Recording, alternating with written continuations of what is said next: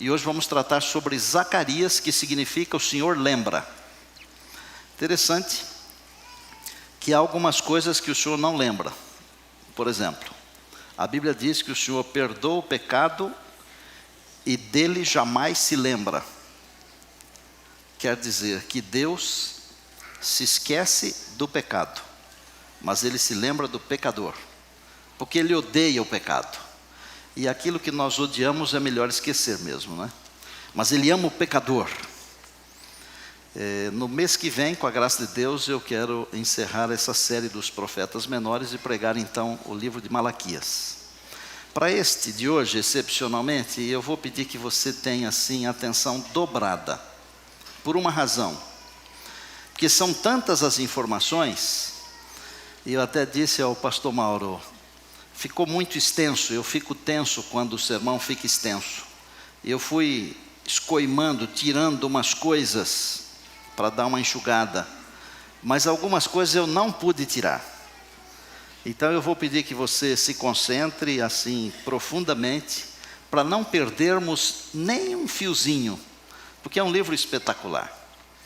Aliás, tirando o profeta Isaías, que é conhecido como profeta messiânico, mesmo porque o livro dele é bem amplo, são 66 capítulos, o livro do profeta Zacarias, tirando o de Isaías, ele é o mais messiânico do Antigo Testamento. E vocês vão descobrir que ele cita algumas coisas a respeito do Cristo, do Messias, algumas coisas impressionantes, mas não só apenas com relação à primeira vinda do Messias. Ele cita coisas com relação à segunda vinda de Cristo. Vamos dar uma olhada no livro, já que ele está aí em nossas mãos. Como é que nós poderíamos definir esse livro aqui? Num castelo da Europa Central, existe um quadro grande com uma frase em latim, Dum spiro spero, que significa, enquanto respiro, espero. Há uma banda japonesa que também gravou um álbum com esse slogan, enquanto respiro, espero. E esse é um slogan também de um dos estados americanos, o estado da Carolina do Sul. Enquanto respiro, espero. Esse poderia ser plenamente o slogan de Zacarias, porque é um livro de esperança. Ele chegou para profetizar logo depois do exílio, em torno de mais ou menos 520 a.C. Alguns já haviam voltado para Jerusalém, eles haviam recomeçado a construção ou a reconstrução, começado a reconstrução do templo, e eles haviam parado. Ageu veio com uma mensagem, mas logo depois de Ageu chega o Zacarias para completar a mensagem de Ageu. E quais eram as intenções de Zacarias, principalmente com as mensagens que ele tencionou transmitir ao povo de Deus, inspirado pelo Espírito de Deus, evidentemente? Primeiro, fortalecê-los no sentido de que eles deveriam ir em frente e que deveriam terminar a reconstrução do templo. Reconstrução que estivera por uns 8, 9 anos parada. Depois, a segunda parte do seu livro tensionava dizer para as pessoas que estavam lá em Jerusalém, olha, há uma promessa de que o Messias venha para este templo, mas vocês não se desesperem, esperem, acalmem-se. Porque às vezes nós esperamos que as coisas aconteçam assim, muito rapidamente. E o tempo de Deus é muito diferente do nosso tempo. Por isso, às vezes, nós pedimos muito uma coisa e ela não acontece. É como quando nós procuramos uma coisa que guardamos em casa. Guardamos tão bem que escondemos. Procuramos e não achamos. No dia que não estamos procurando, ela aparece. Já perceberam? Algumas vezes, o nosso calendário, ele não está equiparado, ele não está batendo com o calendário de Deus.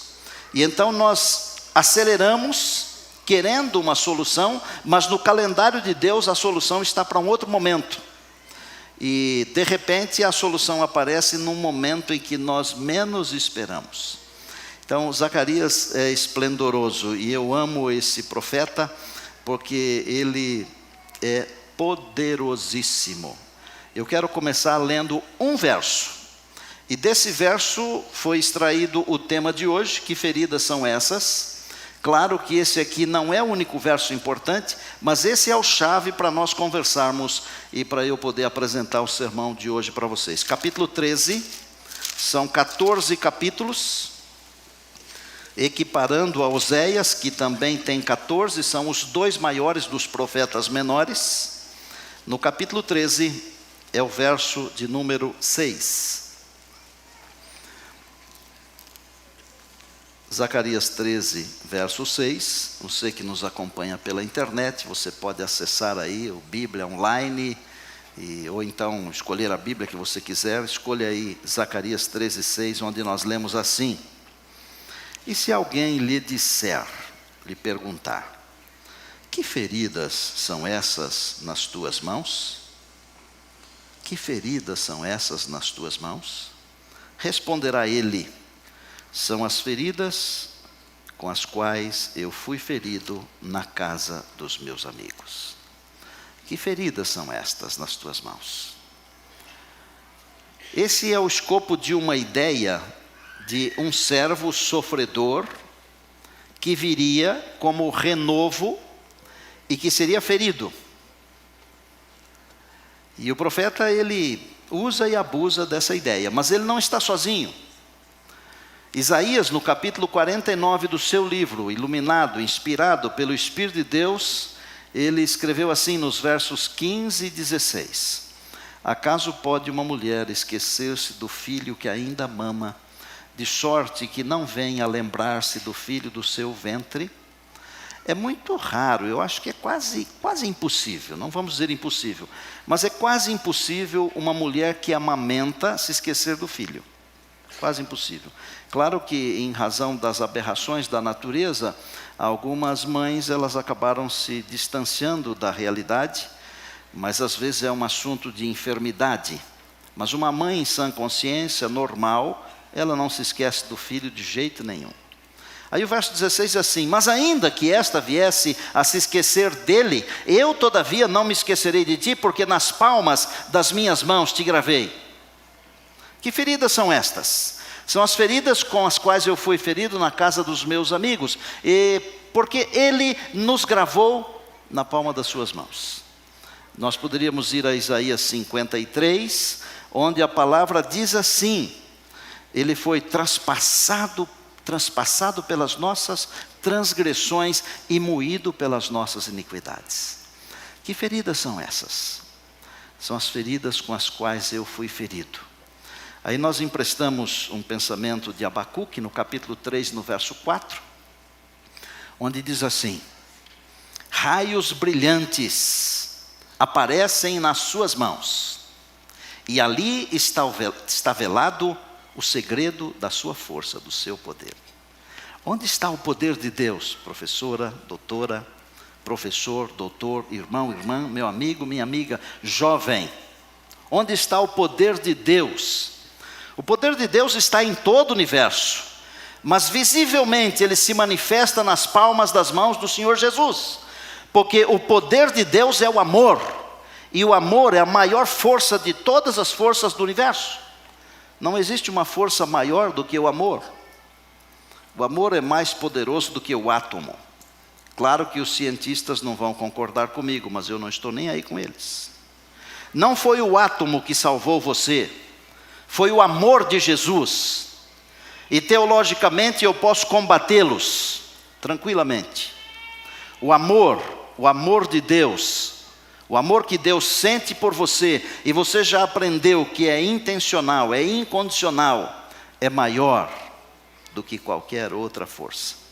Louvado seja o nome do Senhor. Zacarias era da tribo de Levi. A Bíblia ensina isso em Neemias, no capítulo 12, no verso 16. O que é que ele enfatiza no seu livro?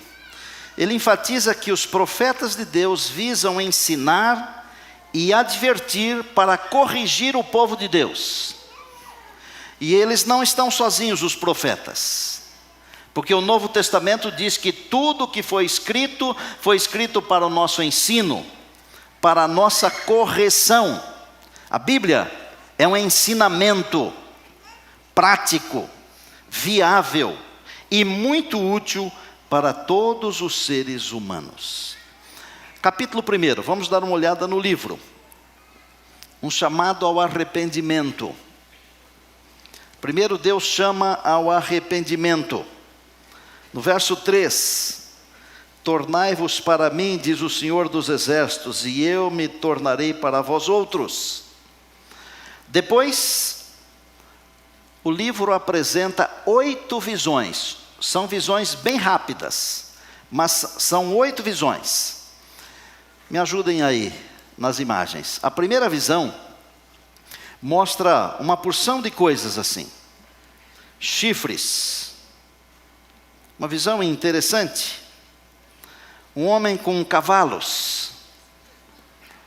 Se alguém puder facilitar aí, porque nós tivemos aquele problema de queda de energia e de repente afetou, mas se não tiver não faz diferença. São 8 visões que identificam diversas coisas impressionantes. A primeira delas, homens e cavalos. Uma lembrança de que Deus cuida de tudo. Deus está cuidando de tudo. A segunda visão, que mostra uma porção de chifres, um ferreiro. Deus está julgando. E essas visões, elas vão acompanhando um processo muito positivo. Um homem medindo com um cordel.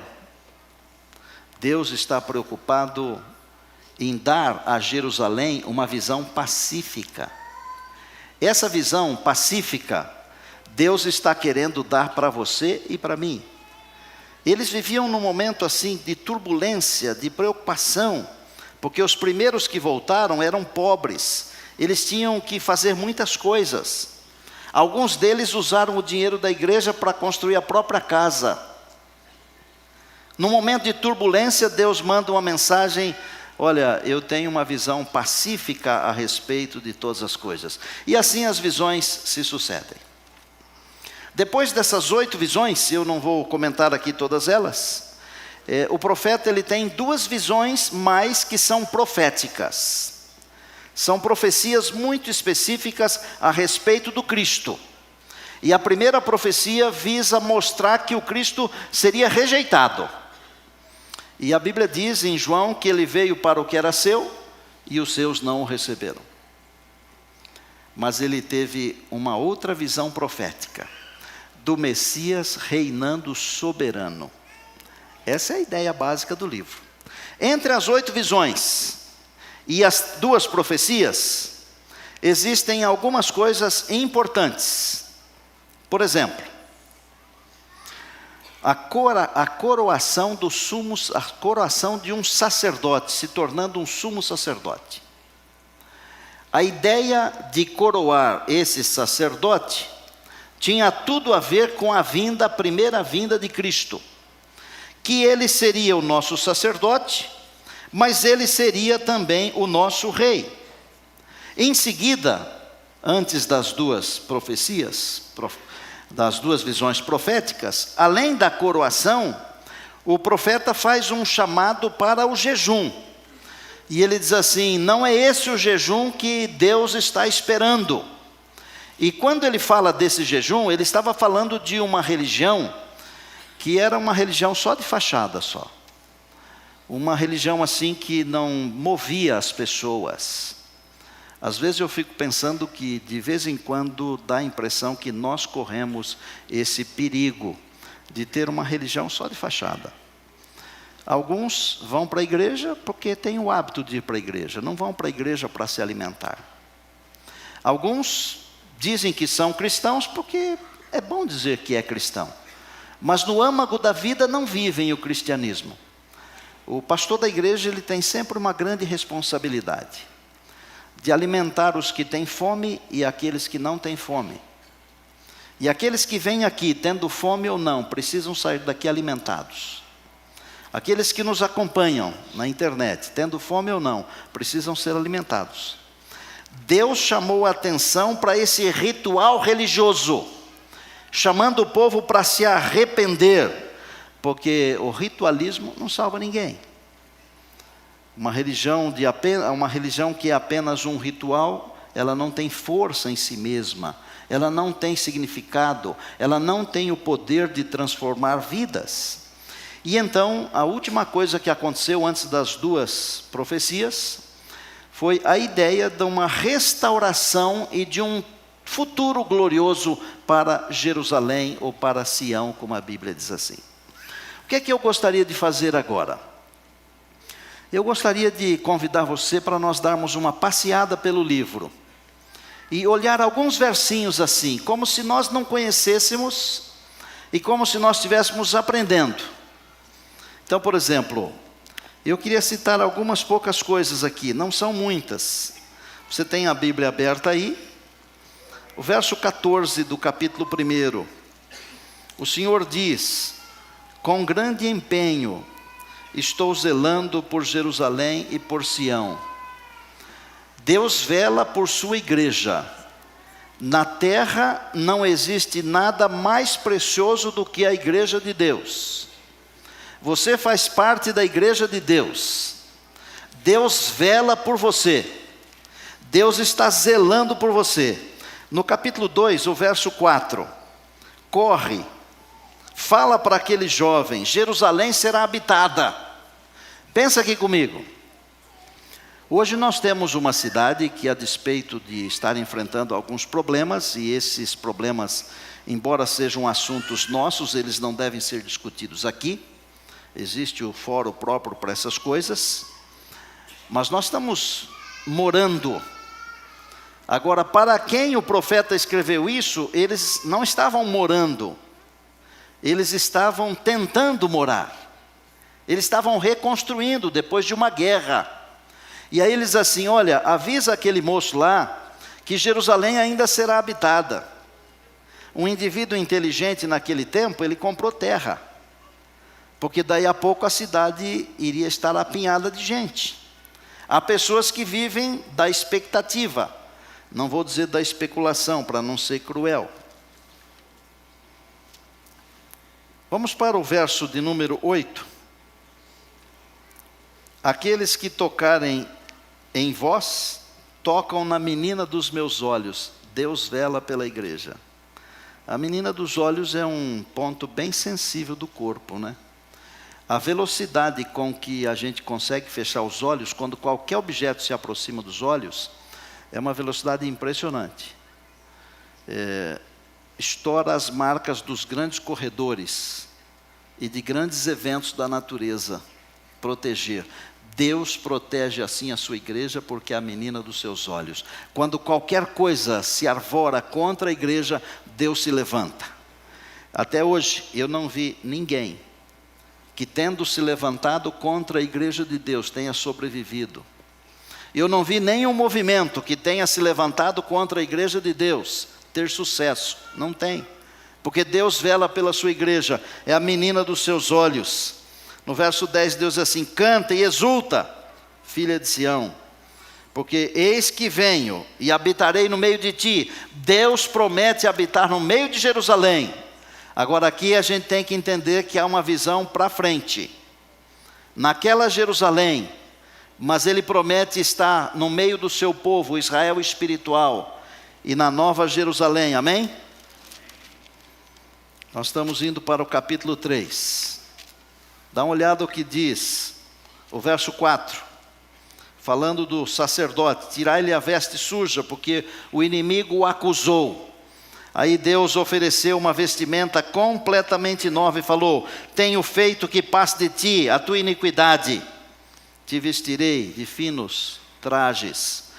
Deus é o Deus que perdoa, que limpa e que purifica. Se hoje de manhã você veio para a igreja, se hoje de manhã você nos assiste pela internet e tem algum pecado para ser lavado, hoje o Senhor Jesus está oferecendo uma vestimenta novinha para você. Hoje o Senhor está oferecendo uma vestimenta novinha para nós. Ele tira os nossos pecados, Ele limpa as nossas impurezas, Ele nos purifica. Ele é o Senhor, o Deus Todo-Poderoso. O verso 10 diz assim: naquele dia, diz o Senhor, Cada um de vós convidará o seu próximo para debaixo da vide, ou para debaixo da figueira. Existe em nosso mundo hoje uma falta de amor tão grande, que não dá para convidar as pessoas. O Espírito de Deus, um dia desse será derramado. Nós entenderemos que todos somos irmãos. E nós haveremos de viver em harmonia plena no Senhor Jesus. Diga amém, povo de Deus. Olha o 4, verso 6, esplendorosa essa ideia aqui. O Senhor disse a Zorobabel: não é por força, nem por poder, nem por violência, mas é pelo meu Espírito. A ideia aqui é que Deus estava dizendo para aquele construtor: a terminação dessa tarefa, dessa obra, não será pelo poder do exército, nem pelo poder do dinheiro, mas pelo Espírito do Senhor. Deus estava edificando a sua casa pelo seu Espírito, o Deus Espírito Santo. Vou fazer uma aplicação aqui para a nossa igreja hoje. Deus quer edificar a sua igreja, não é pela pregação de um homem, não é pela força de uma instituição, igreja. Deus quer edificar a sua igreja hoje, a sua casa, pelo seu Espírito Santo. É o Espírito de Deus trabalhando nos corações, é o Espírito de Deus movendo as pessoas, e o Deus que prometeu isso é fiel, e Ele cumprirá a sua promessa. O 10 do 4. Não despreze o dia das pequenas coisas. Daqui uns dias nós vamos completar 100 anos aqui.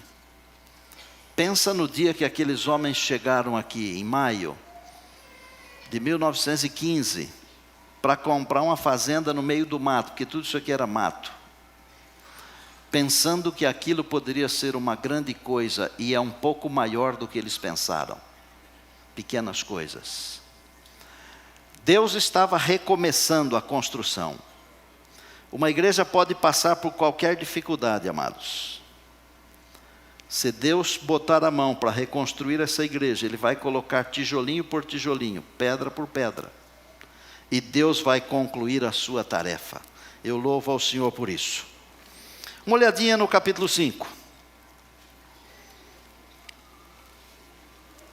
Esta é a maldição. Aqui é uma tristeza, eu fico com dor no coração.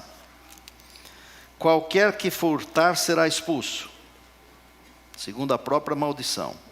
E qualquer que jurar falsamente também será expulso.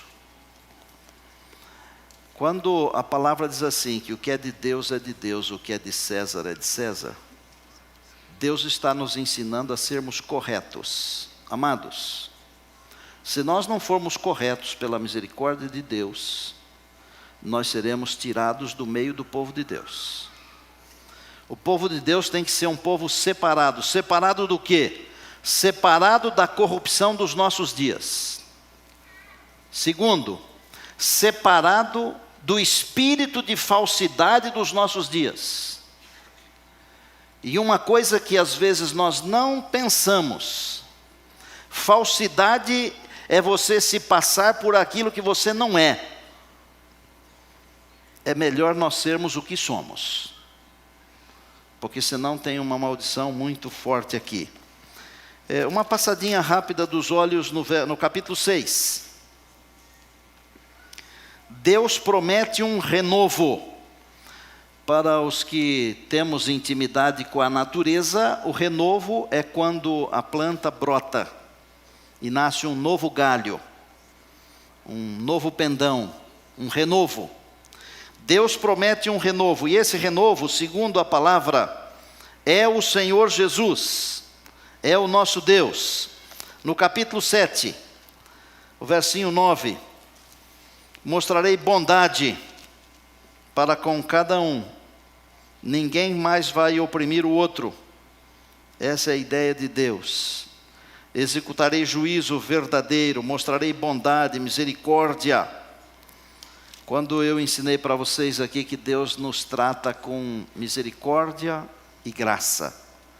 Com a sua misericórdia Ele retira o que nós merecemos, e com a sua graça Ele nos dá o que nós não merecemos. Estes sentimentos de Deus, essas atitudes de Deus, elas deveriam nos influenciar para nós também sermos assim. misericordiosos, bondosos, magnânimos. Mas às vezes nós somos muito duros com as pessoas. Quando a Bíblia diz que a palavra branda desvia o furor, não é só isso não. Não é só quando tem furor que é para usar a palavra branda. Nós temos que ser bondosos sempre, amáveis sempre. Isso faz uma diferença tremenda. Aqui tem uma coisa que me dá vontade de não ler, mas Deus me mandou ler, é o verso 13. Visto que eu clamei e eles não me ouviram, no capítulo 7 nós estamos. Visto que eu clamei e eles não me ouviram, eles também clamaram e eu não os ouvi. Gálatas capítulo 6, verso 7, a Bíblia diz assim: aquilo que o homem semear, isso também ceifará. Vou dar uma ideia para você aqui. Não espere dos outros aquilo que você não tem condições de fazer pelos outros. E não espere de Deus aquilo que você não tem condições de fazer para Deus também. Porque às vezes nós só queremos, nós não fazemos. Esse livro, ele é muito forte. Olha o capítulo 8. Começa a ficar gostoso no capítulo 8. Uma promessa para que todos entendessem que Deus está no meio da sua igreja para abençoar a sua igreja. Ele falou assim, verso 5. As praças da cidade se encherão de crianças, meninos e meninas, que correrão e brincarão. A ideia aqui de meninos e meninas correndo, brincando, é a ideia de segurança. É a ideia de crescimento. Uma igreja que não tem crianças é uma igreja que não cresce. Em alguns lugares do mundo a igreja vai morrendo, porque não tem crianças. Eu estive no Japão fazendo um evangelismo faz alguns anos. Algumas igrejas lá só têm uns velhinhos, não tem crianças. Também as pessoas têm dificuldade lá de serem convertidas. Então quando morre um velhinho, diminui no número de membros da igreja. A nossa igreja tem bastante criança, graças a Deus, louvado seja o Senhor. Eu não estou preocupado com o crescimento, estou preocupado com a saúde, é diferente. Mas crescimento também indica saúde. E Deus promete que na Nova Jerusalém as crianças vão correr, mas não é só na Nova, naquela Jerusalém dos dias de Zacarias, crianças. E veja a força dessa ideia, para pessoas que voltavam do exílio, cujos filhos foram levados, cativos, escravos. Agora eles recebem a mensagem de que as crianças vão correr de novo. Gente, nós temos que valorizar as coisas que nós temos. Para a glória do Senhor, o nosso Deus. Verso 23, do capítulo 8. Naquele dias, sucederá que 10 homens pegarão, de línguas diferentes, nações diferentes, pegarão na roupa de um judeu e dirão: iremos com vocês, porque temos ouvido que Deus está com vocês. Esses dias um menino me mandou uma mensagem aqui, aquelas mensagens assim. A influência de vidas, influências vivas, outdoor, pessoal. Um dia eu batizei uma senhora numa cidade aqui, bem próximo de São Paulo, numa chácara. A senhora estava para matar um vizinho, porque viviam em litígio, briga de território, de sítio. Ela ouviu na voz da profecia uma mensagem que dizia assim: ame as pessoas, deixa o furor de lado, deixa a ira, deixa o ódio. O amor resolve os problemas, o ódio não resolve, ele cria outros problemas. Ela havia comprado uma arma para matar o vizinho. Ouviu aquilo. Parece que a mensagem falou para uma pessoa que conhecia a pessoa. E aí nós recebemos uma carta lá na voz da profecia dela, dizendo: eu fui transformada com a mensagem. E eu me comprometi a fazer o batismo. Eu fui fazer o batismo em Mariporã. Tinha um homem lá. Eu fiz um apelo. E o homem ficou assim com uma luta interna terrível. Finalmente ele se aproximou e disse: eu quero estudar e eu quero ser transformado também, porque eu também tenho ódio no coração. E faz uns 4, 5 anos ou 6 talvez, eu fui até um lugarzinho perto de Sorocaba chamado Brigadeiro Tobias. E eu batizei o Genésio e o filho dele, o Genésio filho, Júnior. E esse Genésio Júnior me mandou essa mensagem agora porque eles me ouviram pregar aqui numa cidade. Dizendo que, por causa do meu exemplo, ele quer ser um pastor, porque ele quer transformar vidas também. Um menino que escutou o pai contando a história. Deus está falando aqui que num momento específico da história, as pessoas iam pegar na roupa das outras assim: me leva junto, deixa eu ir junto. Deus está querendo mover você para ser esse tipo de gente, de influência. Fazer a diferença na vida de pessoas, para que as pessoas tenham vontade de ficar perto de você, para conhecer o seu Deus, o Deus a quem você serve, o Deus a quem você ama. E então aí no capítulo 9, o verso 12, Deus está nos convidando para que voltemos à fortaleza da esperança. Eu estou indo para o capítulo 10. No verso 4 do capítulo 10, fala de Jesus como uma pedra angular, saindo da tribo de Judá. Capítulo 11, verso 12. Isso aqui é de doer o coração. Mais de 400 anos antes, quase 500 anos antes, o profeta escreveu a respeito do valor pelo qual o servo do Senhor, o Senhor Jesus, seria vendido.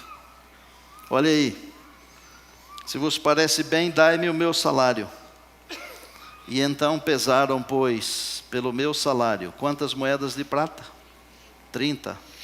Mas a palavra de Deus, ela é tão específica, que parece que é até radical, sabe? Não falou apenas a quantidade de moedas. Falou o tipo da moeda e falou o que seria feito com as moedas depois ainda. Olha o verso 13. E o Senhor me disse: arroja isso ao campo do oleiro. Magnífico preço, fui avaliado. Tomei as moedas de prata, arrojei ao oleiro na casa do Senhor. Impressionante, né? Lembra da história? Judas traiu o Senhor Jesus por 30 moedas de prata. Aí o Espírito do Senhor mexeu com ele, mas não foi mais para a conversão, porque ele já havia ido além do limite. Mas o remorso o fez devolver as 30 moedas de prata. Não quiseram aceitar de volta as moedas. E ele jogou no templo do Senhor. E o que fizeram com as moedas? Compraram um campo.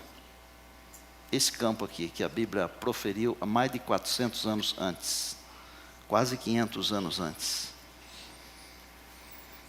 Capítulo 12. 10.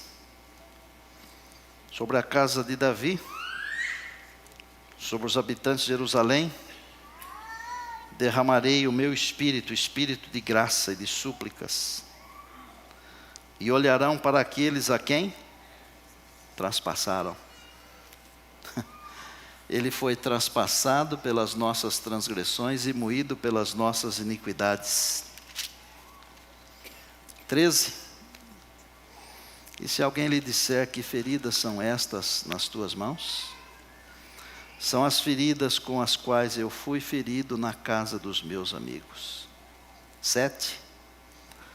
Desperta a espada contra o meu pastor e contra o homem que é meu companheiro, diz o Senhor dos exércitos. Fere o pastor e as ovelhas ficarão dispersas, mas volverei a mão para os pequeninos. Fere o pastor lá no jardim do Getsemane. Todos os seus foram embora. Um deles ficou de longe, Pedro. O pastor foi ferido. Gente, esse livro aqui, ele teria que ser estudado por nós. E eu teria que fazer uma semana de oração só sobre esse livro aqui. No mínimo, 8 sermões no mínimo.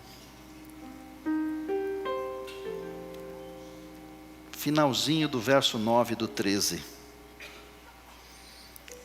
Eu ouvirei aqueles que serão purificados pelo fogo, e direi, olha o que Deus diz, é meu povo. E essa parte toda dirá, o Senhor é o meu Deus. Quando a gente diz assim, bom dia povo de Deus, tem muito fundamento bíblico para isso, viu, professor Valdemar? E nossos convidados queridos que estão juntos aí, bem-vindos. Último capítulo, 14. Aqui eu queria demorar uns 3 minutinhos nesse verso aqui. 4. Naquele dia.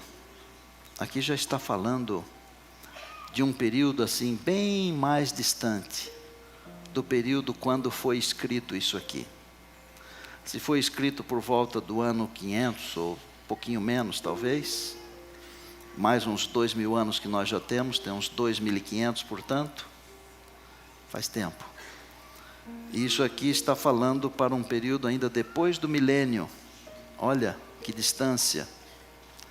Naquele dia, os seus pés estarão sobre o Monte das Oliveiras, que está de frente de Jerusalém para o Oriente.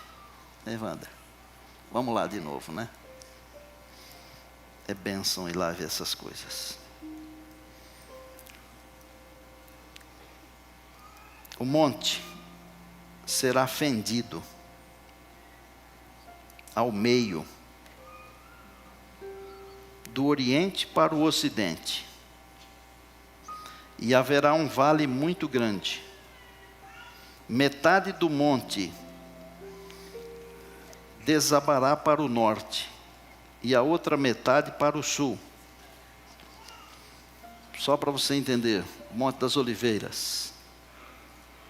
A leste, oriente, está a Jordânia. A oeste, ocidente, está o mar Mediterrâneo. O monte vai rachar no meio assim, da Jordânia para o mar. Uma parte do monte vai para o norte, para o lado da Galileia. A outra parte do monte vai para o sul, para o lado do Egito, do Mar Morto. E vai formar uma planície. E o que vai acontecer nesse lugar aí? A cidade de Deus vai descer ali. E você e eu, nós vamos estar dentro da cidade de Deus, pela graça de Deus. Não vamos estar do lado de fora. Porque do lado de fora estarão todos os ímpios de todos os tempos. Mas do lado de dentro estarão os salvos de todos os tempos. E pela misericórdia de Deus e pela graça de Deus, nós estaremos lá.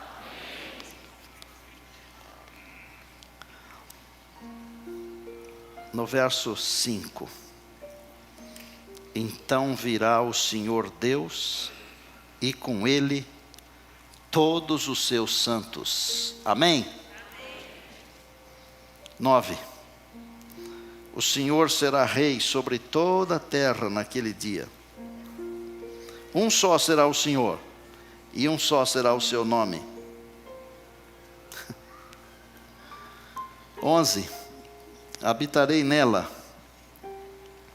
Nova Jerusalém aqui, e não haverá maldição.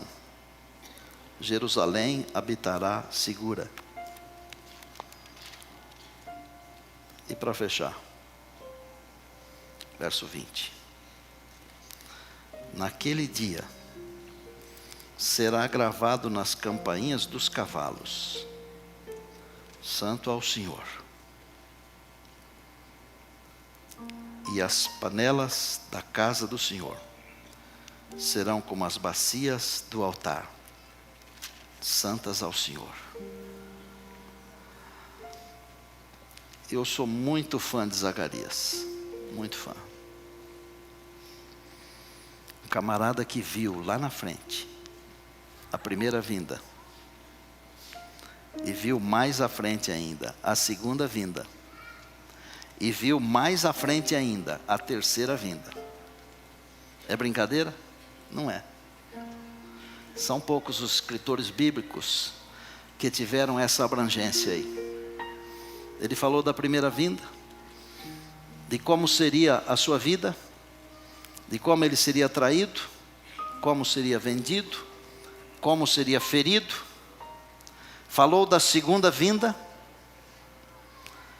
e falou da terceira vinda. De repente seria melhor eu explicar cada uma dessas coisas em 30 segundos, para facilitar para um ou outro que não conhece essa linguagem. A primeira vinda foi quando Jesus veio e nasceu da Virgem, de Maria. A segunda vinda é quando agora, em nossos dias, pela graça de Deus, Ele vier nas nuvens dos céus para buscar os seus. E a terceira vinda é quando, depois do milênio, a cidade de Deus descer com todos os salvos dentro. Todos os ímpios serão ressuscitados, mas não vamos falar disso porque isso não presta. O monte vai se partir. A cidade como se fosse num desses filmes aí de uma nave descendo, né? Só que o filme não é nada perto do que vai acontecer, nada. A cidade vai pousar ali. Por um instante ela ficará suspensa no ar, como a arca de Noé ficou suspensa da terra pela água. E então, quando tudo aqui terminar e o fogo de Deus destruir toda a obra do maligno e todos aqueles que seguiram o maligno, a cidade de Deus será fincada nessa planície. Haverá um só rebanho, um só pastor. E como eu li no começo, se alguém perguntar que feridas são essas nas tuas mãos, ele vai dizer que são as feridas com as quais eu fui ferido na casa dos meus amigos. Pastor, eu não vou perguntar porque eu conheço a história da salvação. Ah, vai. Você vai. Eu vou. E sabe por que eu vou perguntar? Porque eu quero ouvir a história da salvação dos lábios do próprio Salvador. Nunca, em toda a história do universo, alguém contou a história da salvação como o Senhor Jesus vai contar para aqueles que lhe perguntarem que feridas são essas nas tuas mãos.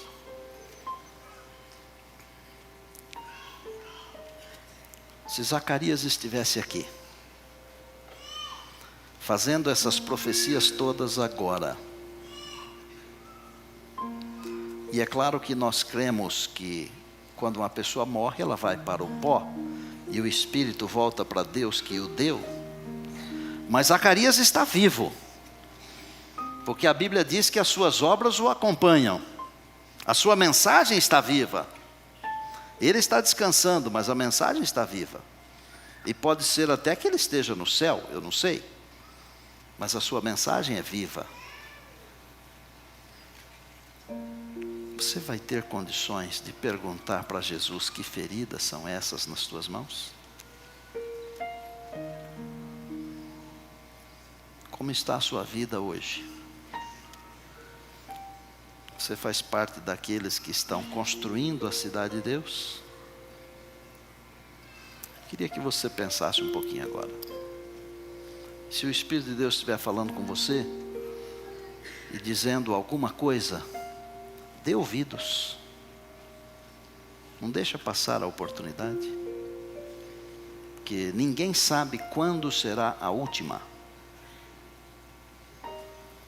O grupo vai cantar uma música que eu pedi, eles cantaram para mim sábado, quando eu preguei lá no Taboão. Obrigado mais uma vez. Que feridas são essas nas tuas mãos?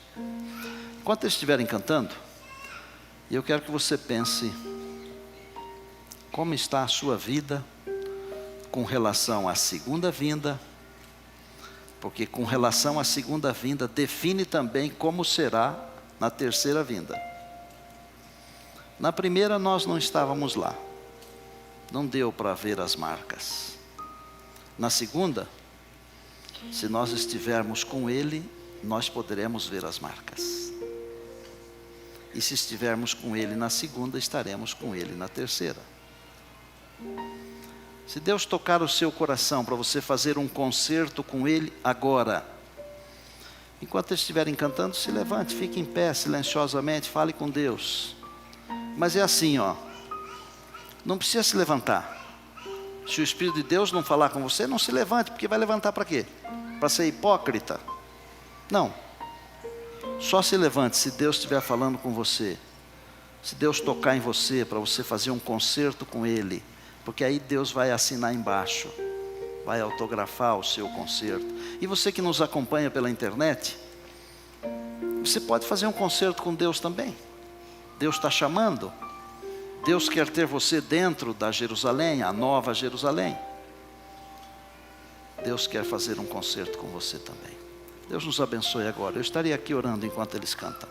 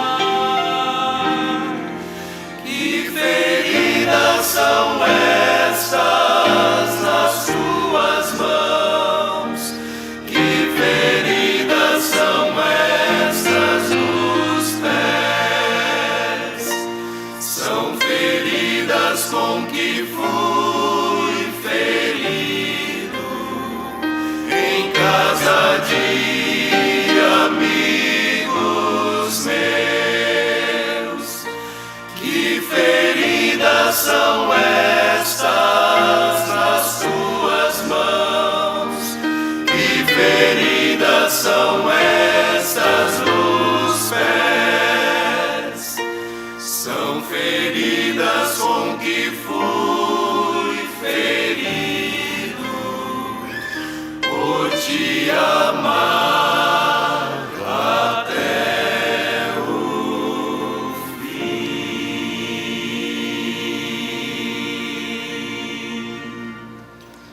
Obrigado.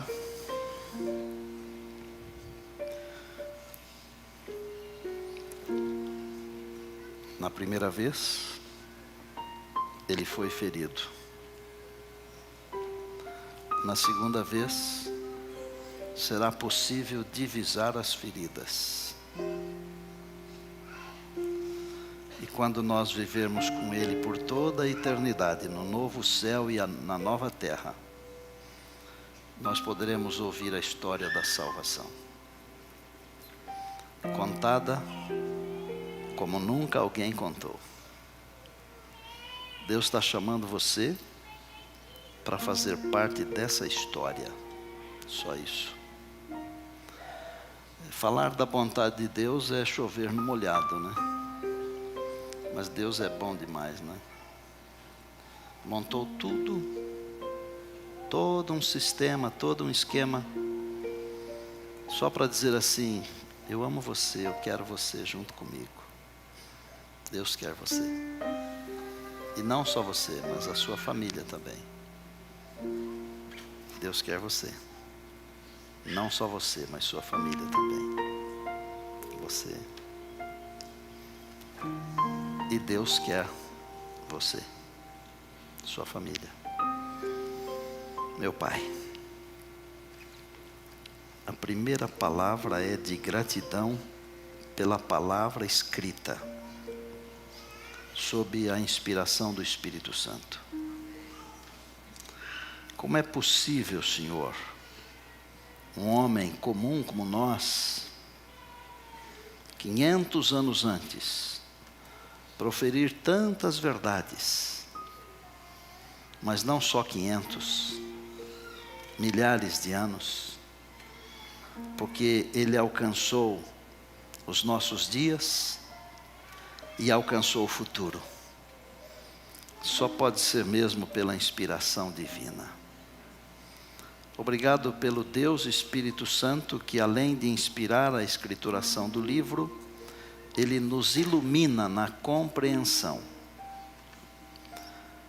Meu Deus, obrigado sobre todas as coisas por Jesus, o Teu Filho amado, o nosso Salvador, que veio aqui, foi ferido, mas em breve virá, como Rei dos Reis, Senhor dos Senhores, e com todos os anjos do seu poder, para reunir os escolhidos dos 4 cantos da terra, e nós estaremos lá pela Tua graça.